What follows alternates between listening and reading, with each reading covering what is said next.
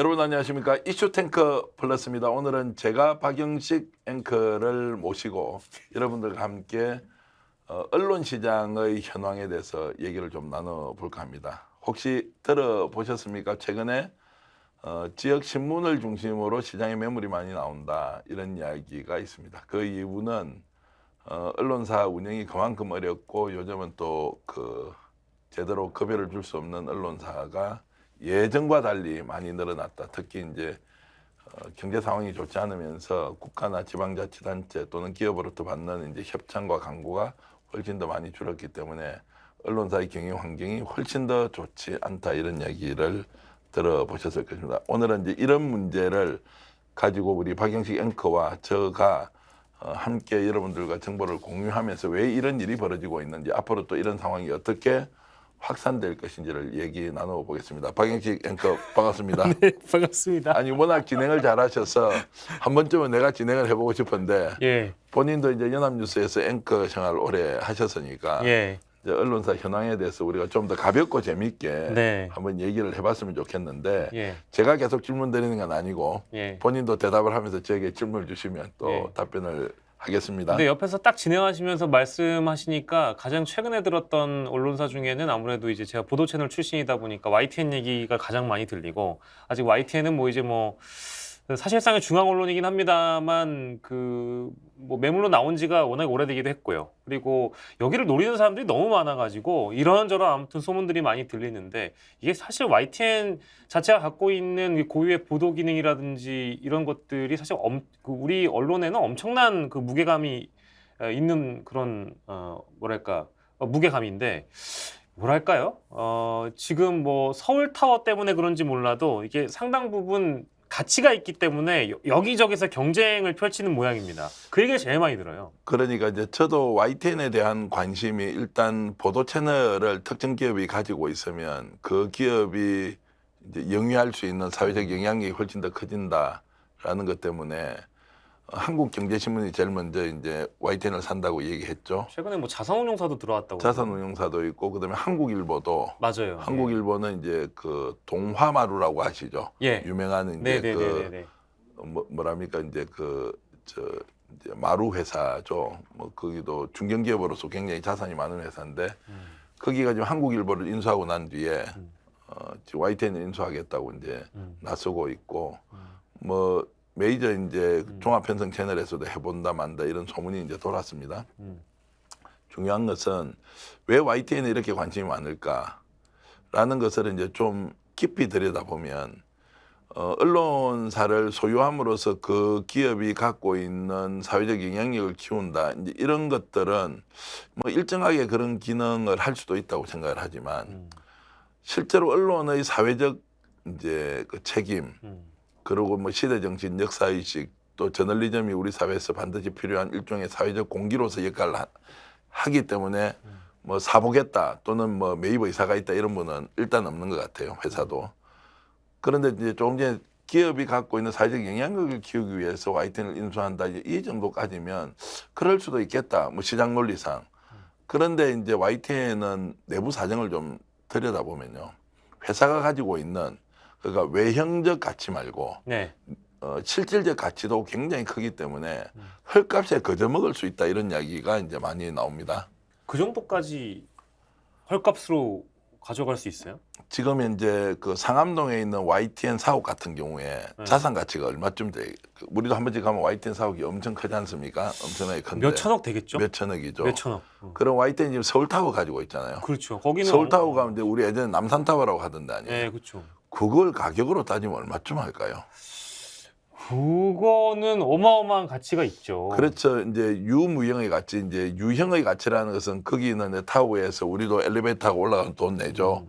거기에 일종의 슈퍼 있죠. 그다음에 사진 찍고 뭐 이런 기념품 사고 하는 이제 이것은 유형의 가치일 테고 보이지 않는 무형의 가치는 훨씬 더 그보다 클 텐데 아유, YTN이. 그럼요. 그런데 이제 이 YTN이 그런 실물 자산도 가지고 있지만 현금 지금 보유액이 한 1,400억 정도가 있다 그러거든요. 그리고 지금 이제 시가총액은 한 2,600억대 정도 되는 것 같아요. 어휴. 시가총액. 그런데 언론사는 지금 이제 지분을 보유하는 게 네. 30%를 초과해서 가질 수 없지 않습니까? 네, 네, 네. 그러면은 시가총액을 뭐 우리가 한 2,600억 정도로 봐 30% 같으면 한 780억 정도면 인수를 할 수 있는데 예. 회사가 가지고 있는 자산을 이렇게 저렇게 다 보니까 한 7천억 정도 된다는 거예요. 그러면 7천억 정도 된다고 했을 때 30% 같으면 얼마쯤 돼요? 지분으로 보면 한 1,500억 되겠죠. 그렇게 해서 프리미엄을 한 얹어서 한 2천억 주면 사겠다 이러는데 언론사는요. 30%를 초과해서 지분을 보유를 할 수가 없잖아요. 그렇죠. 그러면 30%를 확보한 회사가 실제로 일대 주주가 되고 대주주가 되고 의결권을 거의 다 행사한다고 봐야 되겠죠. 왜냐하면 다른 사람이 합치더라도 실제로 30%를 초과해서 지분을 가질 수가 없으니까. 네. 그래서 MBN도 매일경제신문이 30% 지분을 가지고 있는데 일대 주주로 하지 나머지 70% 주주들이 매일경제 아닌 다른 사람들이 MBN 경영에 간섭하는 거 보셨습니까? 채널A도 마찬가지지 않습니까? 동아일보가 30% 지분을 가지고 있는데 나머지 70%가 예. 야 이거 내 회사다 이렇게 싸우지 않죠. 예. 그러면 30%의 지분을 가진 사람이 사실상 경영권이나 의사결정권 모두를 가지고 자산에 대한 처분권도 거의 가진다고 봐야 되겠죠. 자, 그렇게 되면 한 7천억에서 7,500억 정도의 실물자산 가치를 가지고 있는 YTN이 30%의 지분을 누군가 사가지고 가겠다. 예. 고 했을 때 어느 정도의 프리미엄을 받을 수 있느냐. 그래서 일설에는 한 5천억 정도 되는 거 아니냐라고 하는데 실제로 사는 거는 한 2천억 주고 살 수 있다. 아, 예전에는 1,000억까지 이야기가 나왔거든요. 작년에는. 그럼 진짜 거저먹기네요. 만약에 거저먹기죠. 진짜 그렇게 되면 그러면 서울신문을 어디에서 샀습니까? 호반건설. 호반건설에 샀지 않습니까? 서울신문을 샀을 때 호반건설이 거기에 저 포스코와 가지고 있던 기재부가 가지고 있던 주식을 인수하고 우리 사주조합과 뭐 협의하고 이렇게 했지 않습니까? 예. 그때 총합돼서 한 1,000억 정도 들었대요. 1,000억 원 정도. 그중에서 직원들한테 한 5, 6천만 원씩 인센티브 같은 거. 그러니까 지금 이제 사주가 바뀜으로써 오는 직원들의 헛달감을 뭔가 인센티브로 뭐 이렇게 한 데서 돈을 몇 천만 원씩 줬거든요. 예. 그걸 다 포함하더라도 한 1,000억 정도 들었다는 이야기인데 그러면 서울신문이 프레스센터를 가지고 있잖아요. 예. 한국언론재단하고. 네, 네, 네. 그럼 그것이 가지고 있는 자산 가치는 얼마쯤 될까요? 그러니까요. 그 계속 유무형으로서의 가치를 말씀하시니까 유형보다는 무형이라는 가치에 또 무게를 두고 생각을 해보면 와, 참 가격이라는 걸 매기기가 참 쉽지 않네요. 그러니까 유형의 가치는 그 건물이 가지고 있는 자산 가치만큼 실제로 그러면 대주주가 된 호반건설이 정말 언론 장달을 위해서 서울신문의 사회적 기여도를 높이기 위해서 어마어마한 부를 획득한 대기업이잖아요. 호반건설은. 네, 네. 거기에서 그러면 정말 대한민국의 발전과 그리고 언론의 사회적 역할을 위해서 투자를 한 것이냐. 저는 아니라고 보고 그냥 그 건물 값으로도 충분히 본인은 투자 이상의 효과를 냈을 거고 그러네요. 근데 그렇게 돼 있다는 거예요. 아, 그런 측면에서는 남산타워를 생각을 해보니까 남산타워도 사실 99년에 YTN이 인수할 때 어떤 공공성이나 상징성을 두고 이제 그 가져가면서 서울 시민들이 누구나 남산을 가보고 남산타워를 가다 보니까 그 무형의 가치가 지금까지 쌓여져 온 거잖아요. 그러니까요. 그래서 왜 YTN이 좋냐는 거 99년도에. 그것은 YTN이 우리 사회의 공적 기구로서 언론으로서 그렇죠. 사실상 공기업이라는 그렇죠. 인식 때문에 민간이 아니고 비록 주식회사이긴 하지만 공적 언론이기 때문에 줬는데 지금은 이제 상암동 사업 YTN이 받을 때 언론 사업 한다고 받은 거 아니에요? 거기에 지금 TBS 들어가 있고 TV조선 그다음에 그 SBS, CNBC 다 들어가 있지 않습니까? 그러면 디지털 미디어 시티를 만들면서 얼마나 많은 특혜를 언론사에 줬습니까? 그리고 그 땅을 사서 건물을 지어서 그 건물값이 땅값이 몇 배로 올랐겠어요? 건물 하나하나가 수천억씩 다 올랐다는 거 아니에요. 그런데 이것을 공적 기구로서 언론이 가지고 있어서 줬는데 지금은 자 그러면은 사기업으로 다 넘겨주는데 그 유형의 자산이 고스란히 넘어간다. 이제 이렇게 했을 때 이 언론사 매각이라 가지는 이 정당성의 문제를 우리가 어떻게 설명하느냐. 이제 이게 서울에서 일어나고 있는 실물 자산을 가지고 있는 언론사의 환경에 대한 설명이에요. 아, 그리고 하나 더. 그리고 이제 이게 비율을 어쨌든 호반건설 얘기하면서 프레스센터까지 나아갔으니까 한 걸음 더 나아가 보자면 그 서울타워는 관리 주체가 아마 경찰청이랑 국정원이 돼 있을 거예요. 네. 왜냐하면 어쨌든 그 전파 쏘는 건물이 있기 때문에 그만큼 중요 시설이라는 거. 근데 그런 중요 시설을 소유하고 있는 YTN이 민간에 넘어가게 되면 남산타워도 역시 민간으로 넘어가는 거와 동일하다. 똑같잖아요. 그렇죠. 뭐 다르지 않죠. 그래서 지금은 YTN이 가지고 있는 거는 건물하고 그 뭐 몇천억대 또는 최소 천억 이상의 방송 장비들이 있을 거 아니에요. 네네. 그거 다 하고 그다음에 남산타워 이제 이런 것이고 지방에도 이제 YTN이 뭐 사옥을 가지고 있거나 뭐 또 임차하고 있는 건물들이 있을 텐데 어찌됐든 이제 그런 것들을 다 포함하면 단순히 언론사를 누구한테 넘긴다가 아니라 시장에서 우리가 빌딩을 사고 팔듯이 이것이 물건 값이 얼마이기 때문에 어느 정도 가치가 있다 이렇게 거래가 될 가능성이 높고 그러니까 언론사마다 YTN이 탐이 나서 접근한다는 것은 형식이고 내용은 YTN이 가지고 있는 재산이 너무너무 많으니까 이번 기회에 싸게 먹으면 엄청나게 돈을 번다. 이제 이런 것이 있기 때문에 저는 이 방송을 보는 분이 제가 다른 방송에서도 한번 말씀을 드렸지만 마지막에 매각되는 순간까지 이게 제값에 팔리는지 아닌지는 예. 국민의 세금으로 만든 그 한국전력의 자회사가 지금 YTN 지분을 가지고 있잖아요. 국민의 세금으로 만든 서울타워 아니었습니까? 남산타워 아닙니까? 이것이 팔릴 때, 자, 어쩔 수 없이 법적으로 제도적으로 막을 수 없어 팔린다 하면 팔리는 금액에 대해서는 끝까지 따져보고 국민에게 환수해야 될 그 기업의 그 매수 가격이 제대로 따져야 된다. 제대로 확인해야 한다는 것은 여러분들이 기억하면서 YTN이 얼마에 팔렸는지 꼭 쳐다볼 필요가 있습니다. 아무튼 YTN의 공공성이나 뭐 서울타워의 공공성은 유지가 되는 차원에서 뭐 매각이 된다든지 이런 방법 자체가 지금 윤석열 정부 내에서는 논의조차 안 될 거기 때문에 큰 희망과 기대를 좀 내려놓고 또 지방으로 가보면 제가 들은 얘기 중에 부산에 있는 모 어디 메이저 언론도 요즘 얘기가 많이 되는 것 같더라고요.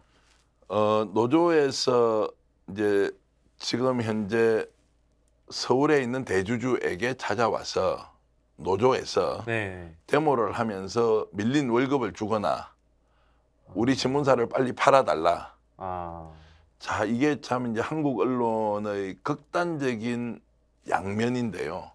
서울에는 실물 자산을 가지고 있는 언론은 가격이 천정부지로 치솟고 누군가 사면은 엄청난 이익을 유형의 이익을 볼 것이라고 해서 다 선을 달고 줄을 대서 이걸 사겠다고 지금 나서고 있지 않습니까? 네. 지방에 실물 자산을 갖고 있지 않는 말 그대로 역사와 전통은 오래됐으나 예.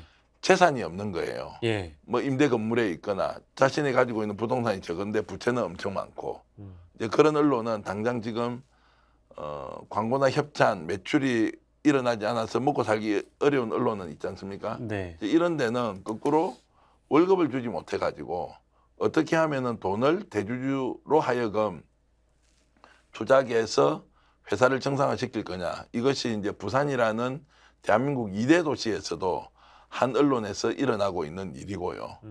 그리고 지방 언론들은 사실상 국가 특히 지방자치단체에 예. 거의 뭐 광고나 협찬으로 지금 의존하는 구제에 놓여 있고 그다음에 지방의 지금 경기라는 것이 뭐 건설업을 중심으로 아예 제대로 움직이지 않고 과거에는 또 건설 외에도 유통이라는 광고가 굉장히 중요하게 언론사의 일종의 매출원으로 자리 잡고 있었거든요. 예. 그런 이제 유통이라는 게 백화점, 뭐 할인점, 마트 이런 데인데 이런 데도 지금 온라인 쇼핑으로 많이 이전해버리고 백화점이 지역 대도시에 있긴 하지만 네. 광고보다는 오히려 온라인을 통해서 고객들하고 직접적인 소통을 하니까 언론이 그만큼 설 자리를 잃어버리기도 하고 광고의 그 이제 고객, 예. 광고 고객들이 그만큼 줄어든 상황에서 지방 언론은 실제로 먹고 살기가 더욱더 어려워서 또 한 지역의 메이저 언론사는 매물로 아예 내놨다. 아. 도저히 이제 언론사 운영을 통해서는 뭔가 기업이 가지고 있는 영속성이나 예. 그 언론의 사회적 역할을 할 수가 없고 또 워낙에 언론에 대한 국민들의 부정적 인식이 많으니까 그냥 언론사 운영 이거 못하러 하느냐 이제 이러면서 매물로 내놓는 경우도 많다. 문제는 그렇게 매물이 나와도 살 사람이 아무도 없다는 거예요.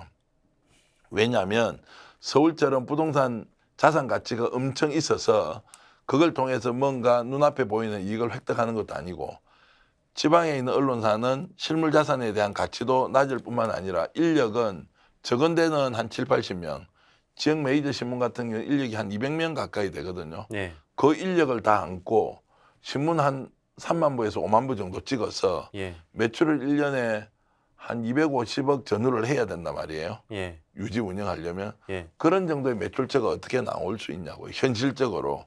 그러다 보니까 누군가가 신문사, 언론사 사업을 정리하고 싶어도 이걸 받아 안아서 예. 사줄 데가 없으니까 예. 뭐 이래저래 이제 이중고를 지방 언론들은 겪고 있다. 음. 뭐 그런 상황에서 언론이 야 우리는 제대로 목소리 내겠습니다. 비판과 견제 기능 확실히 하겠습니다. 시민과 국민을 위한 언론으로 다시 태어나겠습니다. 이렇게 할 수 있는 조건을 갖출 수 있느냐는 거예요. 그게 되겠느냐? 그렇죠. 참 저도 지역 방송은 총 3군데를 있어봤는데 그게 2007, 8년 시기부터 해서 지역 언론의 위기는 사실 어제 오늘 일이 아니었거든요. 네. 근데 여기에 사실 뉴미디어라는 바람이 불어닥치면서 사실 가장 많이 회자됐던 얘기는 요즘 누가 신문 돈 주고 보냐, 요즘 누가 지역 방송 보냐. 뭐 지역 방송을 비하한다는 얘기가 아니고요. 실제 상황이 그렇다 보니까 거기에 이제 아무튼 엎친 데 덮친 격으로 뭐 유튜브도 해보고 하는데 이게 잘 안 된다는 거예요. 어쨌든 자신들이 기능을 회복하기 위해서 지역 언론으로서 엄청나게 노력을 하지 않는 건 아닌데 이게 어찌됐든 경제적 위기도 그렇고 사회적 위기도 그렇고 전반적으로 언론의 위기임은 분명한 것 같습니다. 그 3프로 TV라고 아시죠? 그럼요. 네. 경제 전문 방송으로 지금 구독자가 한 230만 명 정도 돼요. 네네네. 그러면은 구독자 수로 보면 국내 메이저 언론과 거의 유사한 수준인데 유튜브 채널에서 이제 세 사람의 젊은 뉴미디어 프론티어가 만들어서 불과 한 뭐 5년, 뭐 7년 정도 만에 대한민국 1등 그리고 대통령 후보가 거기 가서 직접 토론을 할 정도로 급성장했지 않습니까? 주식과 부동산에 대해서 있는 그대로 우리는 다 알려줍니다. 맞든 틀리든 모르겠는데 어쨌든 여러분들이 판단하는데 지금 왜곡된 정보보다는 우리 정보 받으십시오라고 던져주고 이제 시작했던 것인데 그 회사가 1년 지금 매출이 한 130억 정도가 돼요. 그 연매출. 연에 이제 순이익을 한 20억 이상 내고 있는 걸로 제가 알고 있는데 음. 그럼 인력이 지금 기존 우리가 기성 언론에 비해서 얼마쯤일까요? 한 5분의 1쯤 될까요? 뭐 4분의 1 정도 될까요? 뭐 이럴 겁니다. 그리고 조회수는 압도적으로 1조회수가 뭐 100만 회 이상 되는 이제 이런 상황들을 종합적으로 봤을 때 대세는 뉴미디어로 간다. 그러면 왜 지방이나 서울에 있는 언론들이 신문 방송할 것 없이 신뢰를 잃었느냐? 예. 결국 고객 중심, 국민 중심, 시민 중심, 소비자 중심으로 가지 않고 결국 정보를 공급하는 정부, 기업 이런 것 중심으로 가서 그들이 주는 이제 달콤한 독 있지 않습니까? 달콤한 독약. 예. 광고, 협찬, 지원 이제 이런 것들에 익숙해지다 보니까 언론이 해야 하는 고유의 정보가 순수한 상태에서 소비자에게 전달되는 기능이 마비가 되고 그렇지 않은 가공된 왜곡된 비정상적인 정보를 계속 주니까 결국 소비자가 언론을 믿지 않는 상황까지 와버렸고 예. 그런 상황에서 신뢰를 잃었는데 그 신뢰를 잃은 기간이 1년, 2년이 아니라 10년, 20년이다, 30년이다. 예. 이걸 어떻게 되돌립니까? 그 사이를 뉴미디어라고 하는 이제 이런 플랫폼을 통해서 새로운 정보가 전달되고 어떤 걸 더 신뢰할 거냐. 공정, 혁신, 정의, 균형 이런 것들을 맞추고 막 진행하는 뉴미디어가 나오니까 오히려 소비자들은 차라리 기성 레거시 미디어 보는 것보다 이게 보는 게 훨씬 더 낫다라고 이제 가는 것이고 또 정보의 생산 주체도 언론만 생산을 합니까? 대한민국 모든 국민이 정보의 인포메이션 프로바이더라고 하지 않습니까? 네. 정보의 공급자 역할을 다 하고 있기 때문에 언론이 독점할 수 있는 특정한 영역이 점점점 줄어들고 있고 신뢰는 잃어버렸고 그 상황에서 새로운 뉴미디어가 나와서 정보를 전달하면서 시민들로부터 평가를 받고 있으니까 예. 레거시 미디어는 점점점 쓸 자리가 없다. 결국에는 지금 현재 지방 언론, 지방 신문, 방송, 중앙 언론, 중앙 방송이 살 수 있느냐 죽느냐는 것은 시간의 문제이지 이미 대세에서 이탈을 해버린 상황 그리고 뉴미디어 시장으로 전환하고 있으니 누군가가 지방 언론을 살려보겠다, 지방 신문 방송을 살려보겠다 하면 뉴미디어가 갖고 있는 속성과 원리와 예. 그걸 통한 소비자와 직접 소통하는 방식에 대한 연구를 집중적으로 하고 자신들이 어떻게 뉴미디어 환경에 적응할 것인지를 본질적으로 연구를 해야지. 그렇지 않고 우리도 유튜브에 가서 뉴미디어 한다는 방식으로 단순히 수단 하나를 지금 현재의 레거시 미디어에 올려서는 결과는 뻔하다. 결국 뉴미디어로 다 대체되고 말 것이다. 이렇게 저는 생각합니다. 예.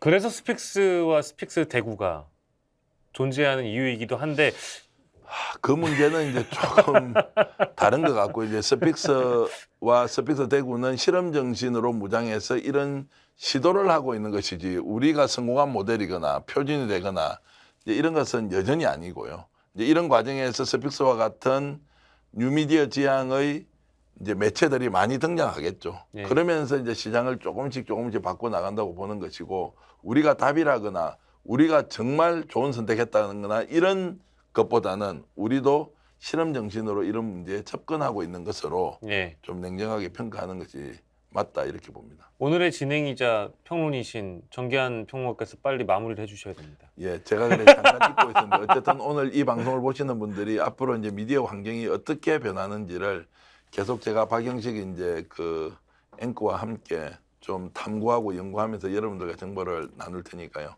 오늘 한 20분 넘게 이렇게 언론과 관련된 얘기 나누시느라고 우리 박영식 앵커 수고하셨고요. 예. 시청해주신 여러분께도 진심으로 감사드리고 스픽스와 스픽스 대구와 함께 만든 이슈 탱크 플러스 여기서 모두 마치겠습니다. 여러분 고맙습니다. 감사합니다.